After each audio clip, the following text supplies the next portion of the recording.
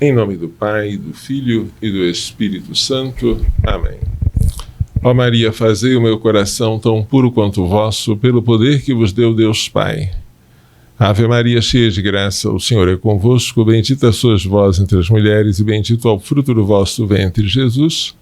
Santa Maria, Mãe de Deus, rogai por nós, pecadores, agora e na hora da nossa morte. Amém. Pela sabedoria que vos deu o Deus Filho.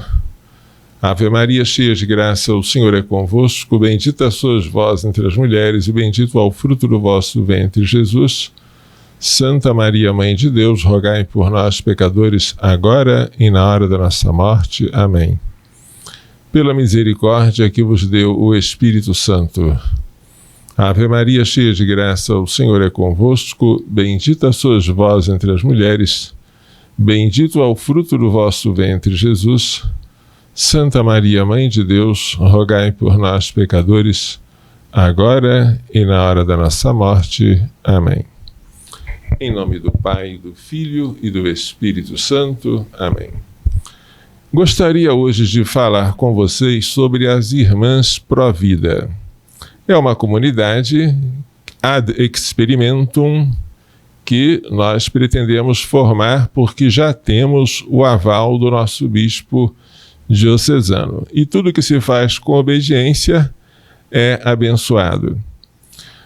As Irmãs Pró-Vida devem realizar o trabalho mais importante do mundo, que, nas palavras de São João Paulo II, ao padre Paul Marx, fundador da Human Life International, é o trabalho da defesa da vida e da família. Disse ele ao padre Paul Marx: você está fazendo o trabalho mais importante do mundo. Ora, se defender a criança contra o aborto, preservá-la para que ela nasça e para que ela renasça pelo batismo, tornando-se filha de Deus, se preservar a família da corrupção, porque a família é o santuário da vida, é o trabalho mais importante do mundo, precisamos então de pessoas especiais para desempenhar este trabalho. Esta comunidade é uma comunidade de mulheres celibatárias, podem ser solteiras, podem ser viúvas, mas com disposição para renunciar para sempre ao matrimônio. E o que elas devem fazer? Cuidar das crianças por nascer e das mães que as têm no seu ventre. Cuidar de gestante é algo que exige pressa. Nossa Senhora foi apressada às montanhas de Judá para visitar a sua parenta Isabel, que estava grávida. A pressa de Nossa Senhora deve ser a nossa. Isabel não pensava em abortar o seu filho. Imagine qual seria a pressa de Maria Santíssima se fosse tentar impedir um aborto. Precisamos, portanto, de irmãs que sejam apressadas em salvar vidas, em fazer visitas, em aconselhar, em falar de Deus, em catequizar essas moças. Algumas delas não conhecem nada sobre a vida espiritual. Engravidaram porque pecaram contra a castidade, aliás, nem sabem o que é castidade. E temos que falar disso para elas. Falar que o corpo delas é templo do Espírito Santo, que alguém pagou um alto preço por este corpo, que nosso Senhor Jesus Cristo deseja unir-se a elas pela Eucaristia, com o seu corpo glorioso, de modo que o corpo delas também deve estar puro, ensinar que o corpo delas um dia vai ressuscitar com Cristo. Tudo isso, esta valorização do corpo humano, que é o fundamento da virtude da castidade, tem que ser ensinado para elas. As irmãs precisam, portanto, com pressa, visitar, aconselhar, servir, catequizar, acompanhar as gestantes porque elas, hospedadas, não podem sair sozinhas, mesmo para os passeios, têm que ser acompanhadas pelas irmãs, tem que acompanhar as gestantes nas consultas médicas, no parto, na internação hospitalar. Tudo isso precisa ser feito e requer um cuidado e uma dedicação integral e 24 horas. Amar, sacrificar-se, dar a vida por elas e pelos bebês que elas carregam no ventre. É um trabalho maravilhoso. Foi para isto que Jesus veio ao mundo. Não veio para ser servido, mas para servir e dar a vida em resgate por muitos. As irmãs pró-vida, e você, quem sabe, será uma delas, são chamadas a fazer isto. Porém, eu não vim aqui para convencer você a se tornar uma irmã pró-vida, muito menos a coagi-la, não. Eu tenho pedido a São José e pedido insistentemente que ele envie tais irmãs para nós. A minha oração é semelhante àquela de São Pedro, quando orou pedindo a Deus que mostrasse quem ele havia escolhido para substituir Judas, o traidor. Pedro não disse, Senhor, escolhe alguém para substituir Judas, o traidor. Não. Apresentaram a Pedro no nome de duas pessoas. Uma delas era Matias e outro era José, chamado Justo. E Pedro dirigiu uma oração, mostra, Senhor, tu que conheces os corações, mostra-nos quem tu escolheste para substituir a Judas. Então, eu sei que se é vontade de Deus que esta comunidade existe, ele já escolheu. Portanto, não serei eu a escolher. E o que eu quero é que Deus mostre. Ele mostre a mim e ele mostre a você, se você foi escolhida para este fim. Não tenho a menor intenção de mudar os planos de Deus, nem de fabricar uma vocação onde ela não existe. Porque a vocação é Deus quem chama. Ele que diz, vem e segue-me. Quando, no início do Evangelho de São Marcos, Jesus anunciou que o reino de Deus está próximo, que o tempo se completou, que era preciso crer no Evangelho e converter-se, ele foi até André e Simão Pedro e disse, segui-me, e eu farei de vós pescadores de homens. E eles deixaram as redes e imediatamente seguiram a Jesus. São Marcos 1:18. Ora, é preciso seguir a Jesus imediatamente quando ele chama, mas ele costuma chamar por meio de causas segundas. São pessoas, são acontecimentos, são sinais que ele coloca na nossa vida.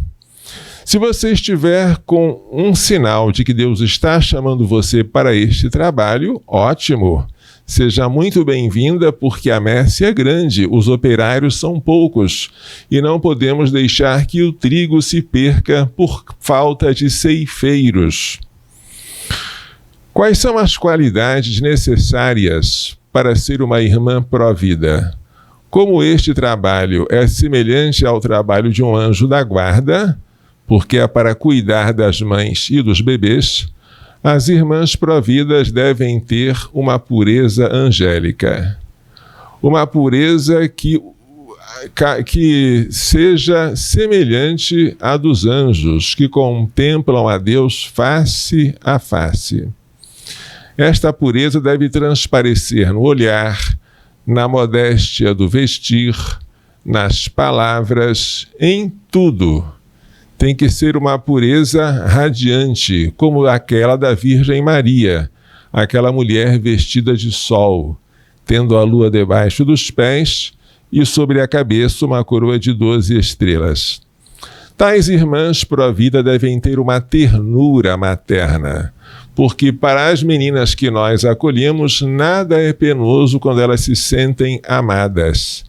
Aquela casa é muito grande, há vagas para muitas gestantes, a casa mesmo é ampla, com muitas acomodações, mas ela só vai se parecer um paraíso se elas forem amadas e se sentirem amadas. Essa ternura materna, e a mãe sabe dar a ternura em todo o tempo, incondicionalmente, é um requisito para as irmãs que vão trabalhar nesta tarefa, que é o trabalho mais importante do mundo. Renúncia às frivolidades. Irmãs que querem trabalhar nisso têm que deixar as coisas que são frívolas, ainda que não sejam pecaminosas. Os apóstolos deixaram as redes para seguir Jesus. Fazendo um trocadilho, hoje é preciso deixar as redes sociais, deixar o WhatsApp, deixar o Facebook, deixar o Instagram, deixar as redes, porque tais redes, se é verdade que elas ajudam muito na evangelização, não é menos verdade que elas também nos prendem, nos amarram, consomem o nosso tempo, expõem-nos às ocasiões perigosas ou até pecaminosas. Renunciar às frivolidades, renunciar às vaidades. Quem for trabalhar como irmã, evidentemente, não pode se dedicar a cultuar a própria beleza. A beleza de uma irmã deve ser as suas virtudes, as suas boas obras, o seu serviço.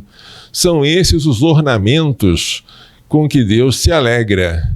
Não estes ornamentos externos que consomem tanto tempo habitualmente na vida das mulheres. Também o amor à oração. A irmã pró-vida deve rezar muito, porque somente na oração nós conseguimos abastecer a nossa alma para a ação.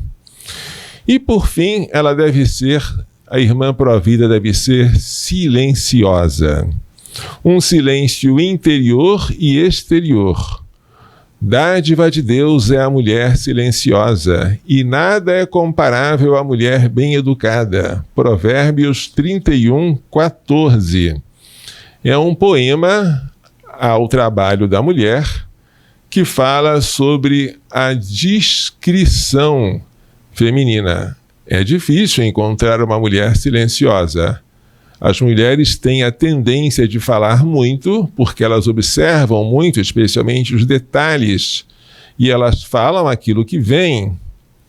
Mas o silêncio não é impossível para as mulheres. Maria Santíssima é a Virgem do Silêncio, é a Rainha do Silêncio. E se vocês querem uma mulher mais próxima da nossa época, silenciosa, eu dou a vocês um exemplo bem recente, que é Madre Teresa de Calcutá. Esta mulher que se dedicou à assistência dos mais pobres entre os pobres na Índia, na cidade Pesadelo de Calcutá, fazia uma questão imensa de orar. Perguntaram certa vez a ela: Madre Teresa, qual é o seu segredo? E a resposta dela disse: muito simples, eu rezo. As irmãs ficavam em adoração no sacrário pelo menos 1 hora por dia. Em 1972, quando se deu a grande catástrofe das inundações em Bangladesh, Madre Teresa logo enviou as irmãs para lá a fim de ajudarem. As carências eram imensas e o trabalho exigia das irmãs um esforço sobre-humano. Pediram a elas, então, que, excepcionalmente, não interrompessem o trabalho para as suas orações. Madre Teresa decidiu o contrário. Não, as irmãs vão para casa, para as suas orações e para a Santa Missa. Naquele momento, perante a catástrofe das inundações, muitos dos socorristas não entenderam a determinação. Mas para Madre Teresa era claro que a força das irmãs se esgotaria se não fosse alimentada pela missa e pela oração diárias. Quem fala isso é o padre Leo Masburg, que conviveu com Madre Teresa e suas irmãs durante anos e escreveu este livro, Madre Teresa, uma vida maravilhosa. Ela era uma mulher de oração. Nós vamos precisar de irmãs que rezem, que gostem de gastar muito tempo diante do sacrário. Porém, tais irmãs deverão ser silenciosas. E acredite, este padre que esteve também na Armênia com as irmãs de Madre Teresa sentiu uma saudade imensa quando saiu daquele país. Mas por quê? Porque parecia um paraíso. E como assim? Aquele país, sob domínio comunista, cheio de dificuldades, por que parecia um paraíso? Vou ler o que o próprio padre Léo Masburg relata. Ao fim daqueles 6 meses, percebi que as irmãs não tinham tido uma única discussão, nem entre elas, nem comigo. As 4 irmãs tinham caracteres muito diversos e, em parte, eram muito temperamentais. No entanto, existia uma perfeita unidade e harmonia, embora do ponto de vista material e também psíquico fosse um tempo muito difícil. No fim, sentia-me como se tivesse sido expulso do paraíso. Que coisa linda, não é? Aquelas irmãs não tiveram nenhuma contenda entre si, nem com o padre. Como isso é possível? Não faltaram ocasiões, mas a caridade tudo suporta. E quando você guarda um silêncio no coração, você não transborda em palavras a sua amargura. Você passa não apenas a falar o bem, mas a pensar o bem dos outros. E isso para a Madre Teresa era uma regra. Quando ela viajava, na hora que ela voltava, queriam saber as histórias, o que aconteceu. Não apenas aquilo que ela fez de bom, mas também as dificuldades que ela encontrou, aquilo que ela sofreu de constrangimento, alguma maldade. Mas Madre Teresa, por princípio, nunca proferiu uma palavra negativa acerca de ninguém, diz o biógrafo dela, Padre Léo Masburg. As nossas perguntas insistentes, se ela aqui ou ali não havia sido enganada, manipulada ou usada, ela quase sempre respondia: eles foram tão bons conosco. Em vez das fofocas de que estávamos à espera, ela contava como os anfitriões ou os governos dos países visitados tinham ajudado nisto ou naquilo, como se tivessem como eles se tinham esforçado e quais os resultados obtidos. Nunca deixava sair uma palavra negativa, de modo que em certa ocasião disse: mas Madre Teresa, nem tudo deve ter dado certo. Ainda assim, não hesitou em responder: sabe, padre, é melhor desculpar do que acusar. Devo ter ouvido esta frase dela inúmeras vezes. E olha só uma observação que ela fez. Um pecado que nunca terei de confessar é o de ter condenado alguém. Já pensou? Que coisa linda! Ela não condenava ninguém. Sempre procurava ver o bem nas pessoas, mesmo quando fosse difícil. Não condenar, perdoar, pedir perdão é a chave da boa convivência. E isso que ela fazia, ela exigia das suas irmãs. Por isso que irmãs tão diferentes, com temperamentos tão difíceis, conseguiam conservar a harmonia. Havia um silêncio interior, que também se transmitia nas palavras externas, certo? Ora, nós vamos precisar disso. Se você quer ser uma irmã como esta, e uma irmã pró-vida, lembre-se do silêncio. Lembre-se do amor fraterno, porque nisto saberão que vós sois meus discípulos, disse Jesus, se vos amardes uns aos outros. Não é necessário que as irmãs pró-vida tragam atestados de bons antecedentes, porque nem Jesus, quando chamou seus discípulos, exigiu que o passado deles fosse maravilhoso. Não. mas é necessário que elas tenham um desejo enorme para o futuro de adquirir a santidade. Eu tenho pedido pessoas semelhantes a anjos. Se você acha que não tem vocação porque você não é semelhante a um anjo, lembre-se, eu não falei qual é o grau de semelhança. Se você admira os anjos e se você quer ser semelhante a ele, está disposta a empregar a sua vida neste ideal, seja bem-vinda. Porém, se o seu caso é levar uma vida mais ou menos, sem fazer esforços extraordinários para a santidade, de fato, não é esta a sua vocação. A vocação pró-vida é a vocação de um trabalho excelente e exige pessoas excelentes. Ora, entre as irmãs vai haver uma, que deve ser a última de todas e a serva de todas. Esta será a superiora. A superiora é aquela que deve servir mais do que as outras, aquela que deve transbordar em santidade para que a santidade também chegue às outras a quem ela vai governar, e é aquela que terá um julgamento mais severo, porque ela vai responder por si e pelas subordinadas. Evidentemente, onde há duas, tem que haver uma cabeça. Se houver 3 ou 4, tem que haver uma que seja a chefe. Isso é bom e necessário para toda a sociedade. Mas nada demais em ser ou querer ser superiora. Só lembrando que a autoridade é serviço, e a quem muito foi dado, muito será cobrado. O trabalho é grande. As gestantes não existem duas iguais. Uma sofreu abuso durante a infância ou a adolescência e ficou grávida. Outra apanhou do marido e teve que fugir de casa. Uma terceira foi encontrada nas ruas, juntamente com os filhos já nascidos.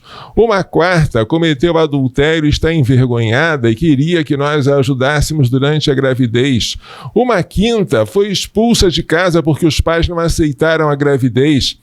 São situações inúmeras que requerem a hospedagem. E a hospedagem de gestantes, mais do que o trabalho de socorrê-las, exige um amor que tudo suporte, tudo. E para as irmãs pró-vida, precisamos de uma habilidade que é um dom de Deus para tratar com elas.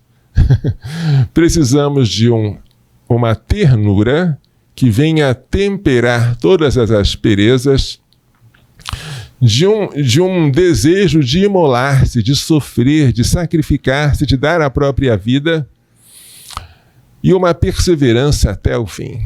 Nada pode desanimar aquelas que entrarem para este trabalho. Quem põe a mão no arado e olha para trás não é apto para o reino dos céus. Então, como nós já temos aqui o aval da nossa autoridade diocesana, aqui na Diocese de Anápolis estamos noticiando que estão abertas as portas para aqueles que Deus chamar. Não sou eu que quero chamar, nem quero fabricar vocações, mas quero despertá-la se ela já existe em você e está adormecida. Se Deus chamou você e você não sabia, venha, porque as portas estão abertas, a messe é grande, os operários são poucos e haverá uma grande recompensa no céu e desde já, acreditem, uma grande alegria. Porque Deus não se deixa vencer em generosidade. Todo aquele que por causa dele deixa pai, mãe, irmãos, terras, casas, filhos e filhas, por meu nome, por causa do Evangelho, diz Jesus, recebe 100 vezes mais aqui na terra e no futuro a vida é eterna. As irmãs serão para as meninas, as hóspedes, serão para as irmãs como filhas. As criancinhas serão como filhos ou como netos, como vocês preferirem, ou talvez como sobrinhos. Vocês terão amigas que vão tratá-las como mães para sempre, porque elas não se esquecem do carinho com que foram tratadas durante a hospedagem. Elas vão rezar por vocês e vão acolhê-las nos tabernáculos eternos.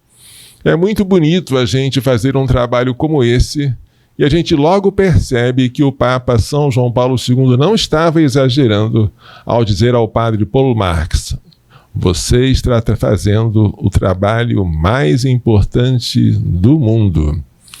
A recompensa que nós já teremos aqui na Terra, ela é acompanhada de perseguições, claro. Mas lá no céu, ela já será plena. Só peço uma coisa: não deixe Jesus esperar. Uma coisa que os apóstolos não fizeram foi dizer: Senhor, dá-me um tempo, eu vou ajeitar aqui a minha rede, o meu barco, eu vou conversar com meu pai, vou dar um jeito nos meus empregados, depois eu vou segui-lo. Não. Eles deixaram as redes imediatamente. Uma coisa que Maria Santíssima não fez quando soube do anjo que a sua parenta Isabel estava grávida foi pensar assim: eu vou preparar a minha viagem, daqui a alguns dias, quem sabe eu vou... Não, ela saiu às pressas. O trabalho requer urgência. Lembre-se que a nossa vizinha Argentina escolheu a morte e a maldição. Um país que legaliza o aborto é um país que atrai sobre si a maldição de Deus.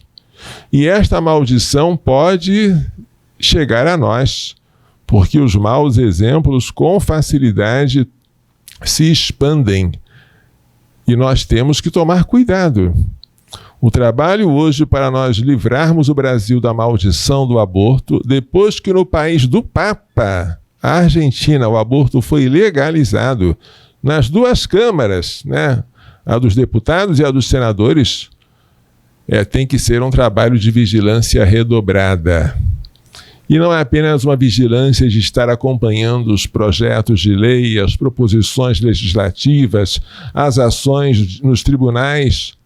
É uma vigilância de acompanhar cada gestante em perigo, cada uma delas que está precisando de uma visita, de um aconselhamento, de uma catequese, porque Jesus não veio salvar de um modo abstrato as estruturas, o sistema social, a coletividade. Ele veio salvar a cada um de nós. É cada um de nós salvo que torna a estrutura uma estrutura salva. Mas a salvação é individual, assim como a conversão também é individual. E o nosso trabalho para a vida é um trabalho essencialmente individual. A gente vai atrás daquela ovelha perdida, deixando as 99 no aprisco. E depois que a encontra, coloca sobre os ombros e diz aos amigos: alegrai-vos comigo, porque encontrei a ovelha que havia perdido. Um trabalho como esse, vocês dá para perceber, é um trabalho sem fim. Quanto mais a gente trabalha, mais vai ter que trabalhar. Você quer ser uma irmã pró-vida? Você acredita que tem esta vocação? Venha falar conosco. O nosso telefone fixo é 062 3313 4792. Vou repetir. 062 3313 4792. A nossa página é providaanápolis.org.br. E lá vocês têm todos os dados para entrar em contato conosco. O nosso endereço é a Rua Bela Vista, quadra M de Maria, lote 65, bairro Jardim Goiano, bem perto do feirão coberto do IAPC. Uma casa grande com uma fachada azul, com um letreiro Pró-Vida de Anápolis. Venha fazer-nos uma visita. Se for Deus quem estiver chamando você, seja muito bem-vinda. E venha aqui fazer o trabalho mais importante do mundo. Vamos agora dar uma bênção. O Senhor esteja convosco. Pela imposição de minhas mãos sacerdotais e pela invocação da minha aventurada sempre Virgem Maria, de São José, seu castíssimo esposo, de São Luís Gonzaga, de São Luís Maria Grande de Montfort, de Santa Gina Beretamola, de São Miguel, São Gabriel, São Rafael, de todos os anjos e santos, abençoe-vos, proteja-vos e guarde-vos com toda a bênção no céu e da terra, Deus Todo-Poderoso, Pai, Filho e Espírito Santo. Amém. Coração Imaculado de Maria, livrai-nos da maldição do aborto.